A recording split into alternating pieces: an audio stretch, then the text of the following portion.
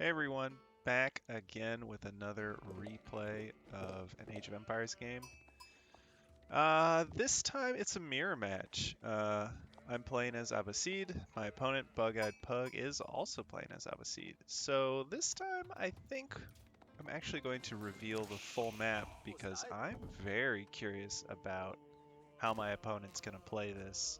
Uh, I want to see what tips and tricks I might be able to get from someone who also plays uh, Abbasid. So looking at his start, it's super similar to mine. We're both going for house, mining camp. My House of Wisdom should come up in a moment. I go for a lumber camp. Looks like he's also going for the lumber camp. So it's pretty much the exact same build from either of us, except he's going 6-1-3 with his villagers. I'm going 7-1-2. No, I mean, we're pretty much exactly on the same pace.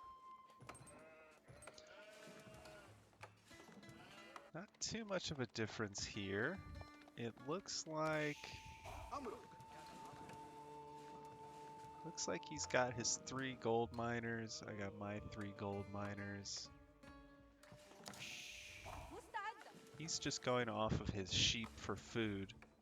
And you can see both of us almost the same timing on our advance to age 2. We're both going the economic wing. So we're both going for it. So we're both going to go for the fresh foodstuffs, reduces villager costs. That'll help us produce villagers at a dirt cheap price. Okay, he goes for a mill. Same as me.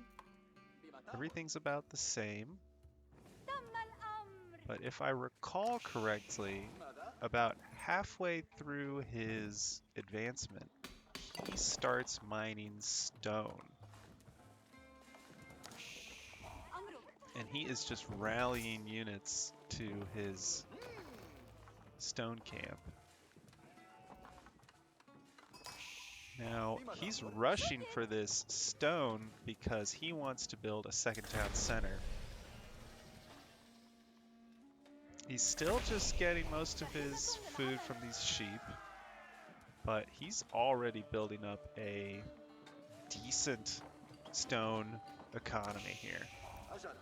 Meanwhile, on my end, I'm making barracks, archery range. I'm thinking I'll do some harassment. And on, of course, the back of the harassment, I will start mining stone and build my own second town center. So his is rush to town center. Mine is make small harassment force, and on the back of it, build the town center.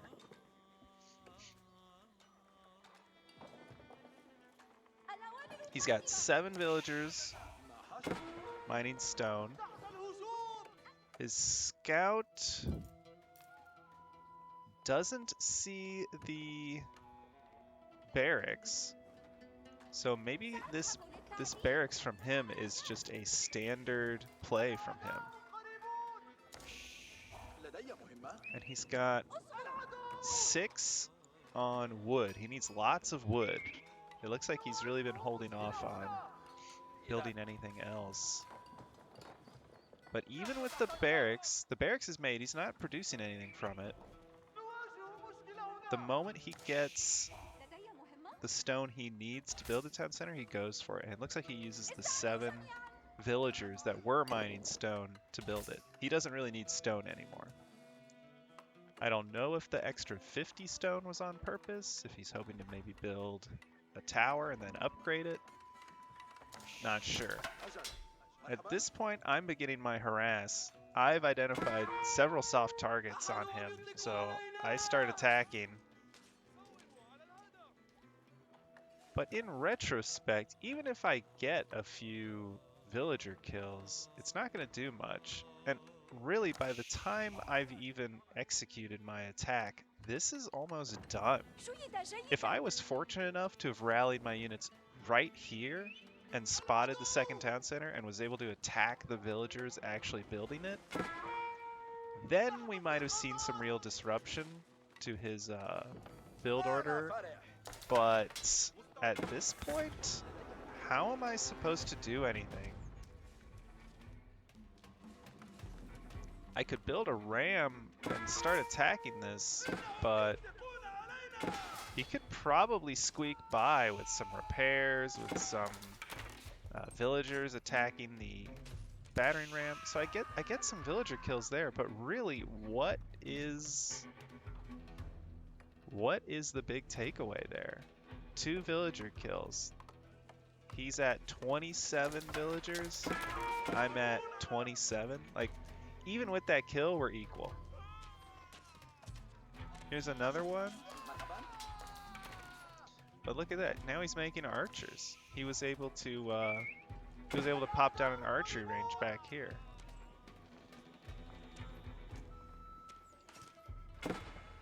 He's still producing villagers, 2 at a time, dirt cheap. He's gone for no upgrades at all, except for the wood chopping upgrade at his lumber camp. Meanwhile, me, I'm desperate. I've got the same upgrades, but I'm just trying to gain enough stone to make my own town center.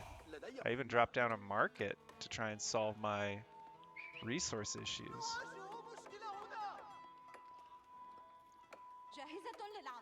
Look at the villager count now. He's at 33. I'm at 30. He's beginning to take off. And I mean, 3 military production buildings. I've disrupted his wood chopping here and his mining here, but he's expanded over here and now covers such a wide area that there's several resource spots that he could take advantage of.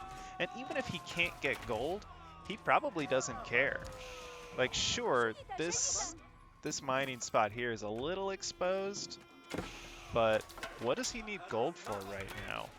He's not going to go for upgrades. All he's going to do is make villagers, archers, and spearmen. That's it. None of that costs gold. And even if he does get a trickle of gold, he's going to use it to get some basic upgrades at his economic buildings. Probably the lumber camp, double broadaxe. Oh, yeah, he got the wheelbarrow upgrade. He greeted for this second town center. I thought I could punish him. I thought I did by getting, what, 3 villager kills? But in reality, he's just... I mean, he's got so many villagers. It really makes me think that this is the way to go as Abbasid. Because why not do something daring in the beginning and see if you can defend it? Like, why not drop the second town center? And it doesn't have to be this exposed. I mean, he chose to put it all the way out here, but really... Oh, there's another villager kill. But really, why not just drop it maybe down here near these berries, or just right here? It doesn't have to be in such an exposed position. Now you're just defending maybe this chunk of land. But I like the idea of just protecting one, just making a desperate play right at the beginning, and if you can secure it, then you're at an advantage. That said, this is a mirror match. Abbasid doesn't really have any unique units in Age 2. If I were up against maybe the English or the Chinese that have such, or if I were up against the Mongols doing a tower rush, I don't think this strategy would be as viable. They could really find ways to do damage to your economy, those other civilizations. English longbowmen, they'll just rain down on your resource collection areas. Chinese will probably do a Zhugnu rush, where they spit out a bunch of Zhugnu, a few spearmen, and suddenly there's 2 battering rams that are banging on your door. And the Mongol tower rush will interrupt you even as you are building your town center. But other than that, I really like this build. I might copy this and just spam villagers as much as I can. Because why not? They're a useful unit at every point in the game. And early on, what's the shame in losing a few of them when they're so cheap and you're producing them so rapidly? I really thought that my harassment, I mean, you saw me, I killed a few at this gold mine. I really thought that I had done decent economic damage, but he's at 54 villagers. I'm at 45. I am not producing them. That's a mistake on my end. I'm probably too busy worrying about this group of archers. At this point, I was worried. He seemed to just be sending non-stop units to my base. I wasn't worried about losing the game right here and now. I mean, what can these archers do other than just deal basically no damage to my buildings? But they're just going to destroy every single unit that I have. And yeah, there's the battering ram.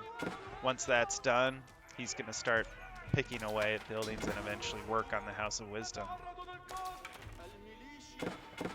Back on my opponent's end, he's expanded. Oh, okay, I've done more harassment here. So it looks like I got even more villager kills. I'm at 45 villagers.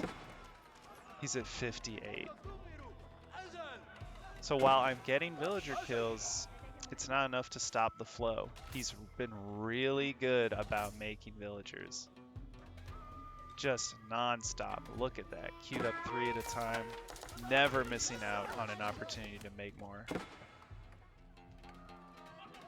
And it's a lot on wood and lumber, but he's finally building up a good gold force. He doesn't seem interested at all in moving on to the next stage. He doesn't have a blacksmith. He doesn't have a market.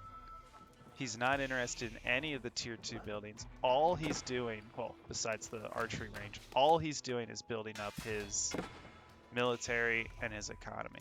He has no interest in tech. He has been picking up the economic upgrades, not specialized pick, but he got the lumber camp upgrade. That's actually about it. He has just been making villagers non-stop. Oh, he actually already got the advancement. I didn't even notice. He's already advancing to the culture wing. He managed to put away enough gold and food to advance. In fact, looking at it, yeah, if he just halts his military production for a few seconds, he could probably save up enough food. And then it just becomes a question of having enough gold to advance. He goes culture wing upgrade. I think I do the same. I'm saving up to try and make it to the next stage as well. Yep, there it is. I'm going for culture ring as well. But the villager discrepancy here is what's going to lose me the game, I believe. I have 53 villagers, 69. Let's take a look at income. I'm making maybe more food, but lumber and gold, he is way ahead. And what can you do with a lumber and gold income advantage? You can build siege units. Firstly, just look at all of his infantry. There's no end to them. And the moment he supplements them with a few siege units, which now that he's in the castle age, he has full ability to do, it's going to be unstoppable. Putting down walls to make sure the harassment kind of comes to an end, probably a good idea. Especially when you have spare villagers and a strong economy, why not leverage that by just building things? Doesn't hurt to lay down outposts around the map to give you vision. Doesn't hurt to put down walls anywhere you feel like you'd be threatened. It's just think of it as something that you can do because you secured this advantage. Because you have all these villagers, because you have all this excess wood, don't say to yourself, it's excess resources, I need to balance my economy more. Sure, maybe, but you could also be using it to maybe get a advantage on the map. So I'm hoping in future games I can try to follow this build, and when my economy is roaring, use my villagers to build, to expand, to get out on the map and control it. So things are looking pretty grim. He's got veteran spearmen, veteran archers, so he immediately goes for the upgrades for his units that he's been just mass producing in the second age. And I don't think there's much I can do here. My units are not upgraded yet. I am getting my tier 3 units onto the map.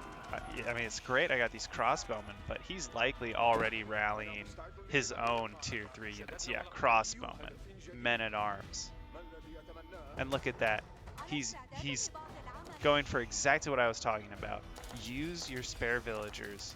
Use that economy that you've been building up to take advantage and build buildings across the map. Really like seeing that. Sort of a slow death here for me, unfortunately. While I can destroy one siege unit, he just moves on to the next. His resources are out of control. He's now ahead in food, gold, stone. Sure, maybe I got him in wood, but that's not going to do me much of anything. At this point, I feel like he's just rallying way too many units at my front door. And I believe I surrender here in a minute. So, in terms of what I learned here, let's try out this build where we really greed for a town center. Unless we're up against an opponent who has unique tier 2 units that could be a serious threat to my resource gathering. And once we get that second town center, be very diligent about producing villagers. That's good advice for anyone at any stage in this game. Just keep on your villager production. Once I get all those villagers, stay in tier 2 for a little while, produce tons of military units, secure an advantage, and then advance to the third age. As long as we can defend getting this second town center, greeting for that, I think that'll be a good play. All right. See you next time.